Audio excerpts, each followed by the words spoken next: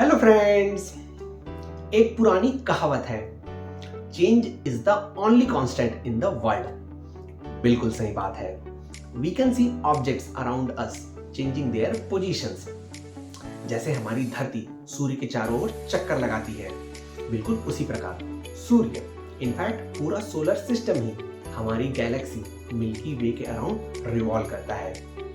और गैलेक्सीज भी अपने लोकल ग्रुप्स में घूमते रहती हैं।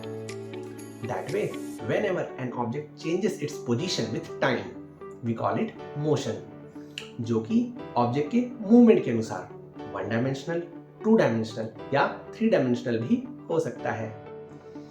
आज के हमारे चर्चा का विषय है What causes this motion and what are the governing laws?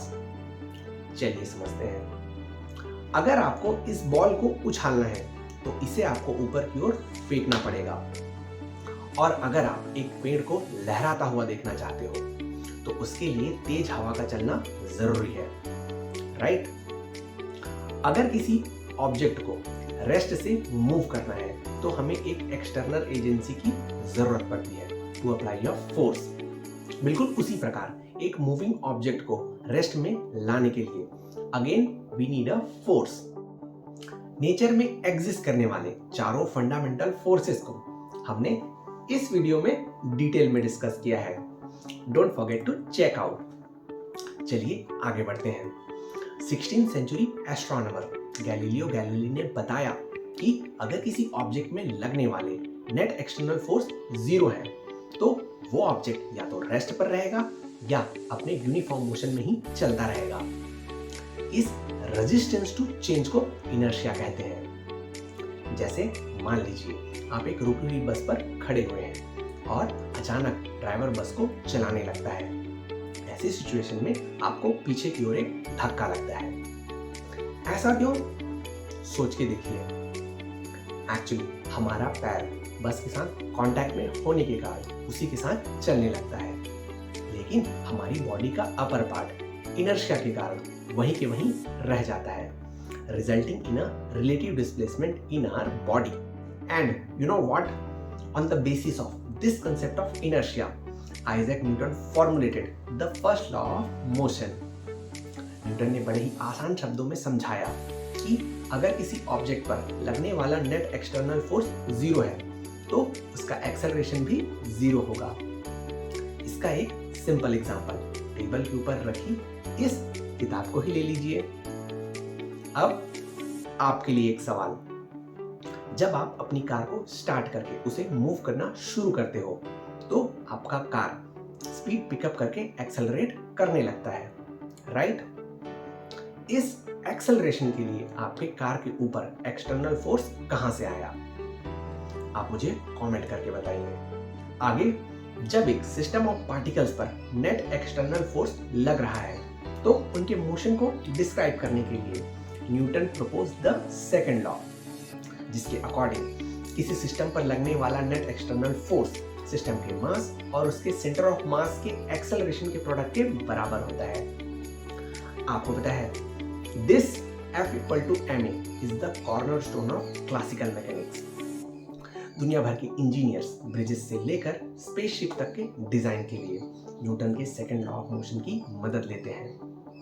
And you no, force, मास और एक्सेलरेशन के बीच इस रिलेशनशिप को ध्यान में रखकर हमारे कार के एयरबैग्स, सीट बेल्ट्स और दूसरे प्रोटेक्टिव सिस्टम्स को डिजाइन किया जाता है।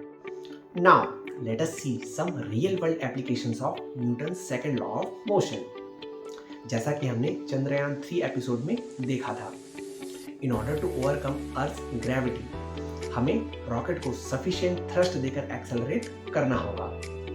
इस रिक्वायर्ड फोर्स की वैल्यू हम सेकेंड लॉ इक्वेशन की मदद से आसानी से एस्टिमेट कर सकते हैं।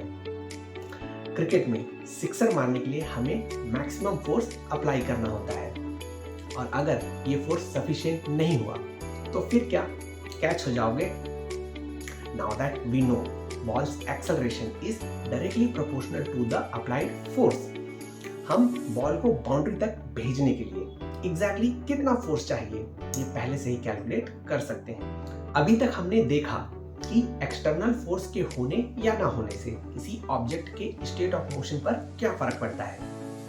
आगे इस एक्सटर्नल फोर्स को लगाने वाले उस एजेंसी पर क्या इम्पैक्ट पड़ता है। Let us talk about that. इसे समझने के लिए आप ताली बजाकर ही देख लीजिए। क्लियरली हमारे दोनों हाथों को इक्वली एक सेंसेशन का एहसास होता है। मतलब जब कभी ऑब्जेक्ट ए बी पर कोई फोर्स लगाता है तो बी भी उसी मैग्नीट्यूड का फोर्स ए पर भी लगाता है। ऐसा क्यों? Because force is the mutual attraction और repulsion between two bodies and in nature forces always exist in pairs. Interestingly ये फोर्सेस हमेशा इक्वल और अपोजिट होते हैं। न्यूटन ने इस आइडिया को बहुत ही खूबसूरती के साथ थर्ड लॉ ऑफ मोशन के फॉर्म में पूरी दुनिया के सामने रखा। He said, to every action there is always an equal and opposite reaction. बिल्कुल सही बात है। जब आप चलना शुरू करते हो तो आप ग्राउंड को पीछे की ओर पुश करते हो। इसके बदले ग्राउंड भी आपको आगे बढ़ने में मदद करता है। That's cool, right? चलिए इस थर्ड लॉ ऑफ मोशन से जुड़े कुछ इंपॉर्टेंट कंसेप्ट्स पर एक नजर डालते हैं। एक्शन और रिएक्शन फोर्सेस दोनों अलग अलग ऑब्जेक्ट्स पर लगते हैं। जैसे अगर ए ने बी पर कोई फोर्स लगाया तो उसका रिएक्शन फोर्स ए पर भी लगेगा। एक्शन और रिएक्शन फोर्सेस के बीच कोई कॉज इफेक्ट रिलेशनशिप नहीं होता। मतलब ये दोनों फोर्सेस दोनों इंटरैक्टिंग बॉडीज पर सेम टाइम पर लगते हैं।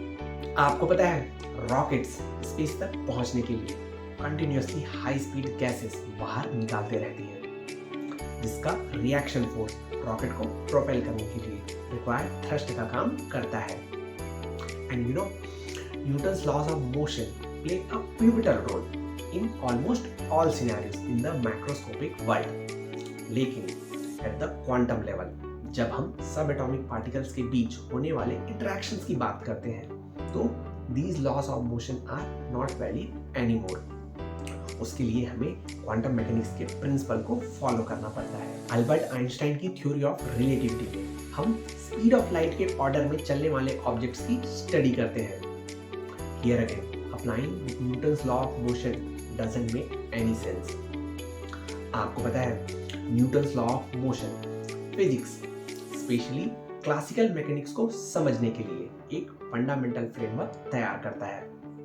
और आगे चल के ये कितना एक्साइटिंग हो जाता है यू ऑलरेडी नो दैट। आपको आज का सेशन कैसा लगा मुझे कमेंट करके जरूर बताएं। Wait for episode 52 is about to get over. आपसे जल्द मुलाकात होगी एक रोचक कहानी के साथ अगले हफ्ते। Happy Sunday, happy learning.